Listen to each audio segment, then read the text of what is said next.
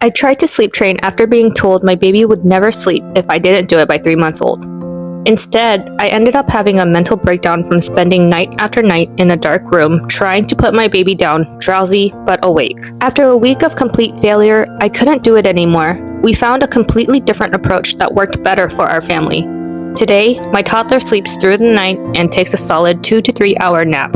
Here's what actually made the biggest difference. Our bedtime and naptime routine takes about 5 minutes, and that includes changing his diaper, putting on pajamas, and zipping him into his sleep sack. I have absolutely nothing against families who love bath time as part of their bedtime routine. It just didn't work for us. My son is a super messy eater, so he's usually getting cleaned up after meals anyways, whether that's a bath or a quick shampoo and rinse in the sink. Adding another bath before bed would have made our evenings feel way more chaotic than calming. Instead of creating the perfect bedtime routine, focus on creating one you'll actually do every single day. We use the same routine since my son was about 2 months old, and I've stayed very consistent with it. If you're curious about exactly what we do, let me know in the comments and I'll make a separate video. This is probably the tip I'll get the most debate over, but I'm simply sharing what worked for our family, and I completely respect that every family does things differently. As my son got older, I adjusted his wake windows every month and planned our day around them almost down to the minute because that's what worked best for him. Yes, that meant leaving family gatherings early. Sometimes it meant driving around while he finished his nap in the car. That is, once he turned 1. Before that, all his naps happened at home.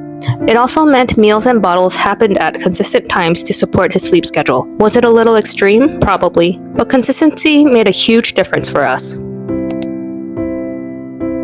Motherhood humbled me really fast because I realized my perfect schedule wasn't always going to happen. At first, that stressed me out so much. I developed a lot of anxiety whenever a nap didn't go as planned. Eventually, I learned to let it go. Ironically, the days I stopped obsessing over the schedule and focused on connecting with my son were often the days he slept the best. Sometimes all they need is 30 minutes, even just 1 hour of completely undistracted connection before bedtime or nap time. Read books, play together, go outside, put your phone away. Fill up their little cup before asking them to rest. This one was incredibly hard for me. As a first-time mom, hearing my baby cry physically hurt. The second I heard a noise on the monitor, my instinct was to run into his room. Then, I learned about the French parenting concept called le pause, waiting a minute or two before responding. I was shocked by how many times my son simply settled himself back to sleep. Hear me out. Traditional sleep training didn't work for us when my son was little. But when he got older, I tried a much gentler version, and to my surprise, he responded really well.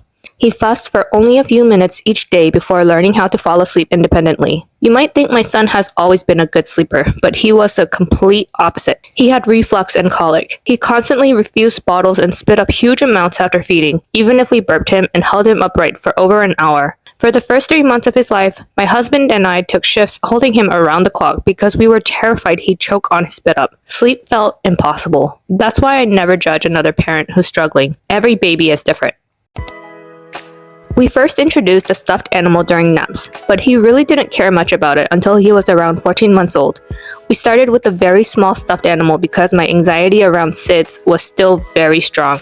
Today, he sleeps with 6 stuffed animals, and somehow the collection keeps growing. One thing I've noticed is that when he wakes up during a nap or in the middle of the night, he'll often grab his favorite stuffed animal, squeeze it against his chest, and fall right back asleep. I have way too many pictures of this, so please don't judge me. After many months of trial and error, I can finally say my son is an excellent sleeper. He wakes up happy, refreshed, and ready to start the day. Was it these tips? Maybe. Was it simply time and maturity? Maybe. Whatever the reason, I hope something I shared today helps you feel a little less overwhelmed. And more importantly, I hope it reminds you to trust yourself and trust your child. The biggest thing I wish I could tell the version of me who cried over every nap is this: don't stress so much. If the nap doesn't happen today, end it. Go outside, play, cuddle your baby. Tomorrow is another chance. Your baby will sleep eventually. And one day, so will you. If your little one is struggling with sleep, let me know how old they are in the comments. I'd love to hear what's worked for your family too.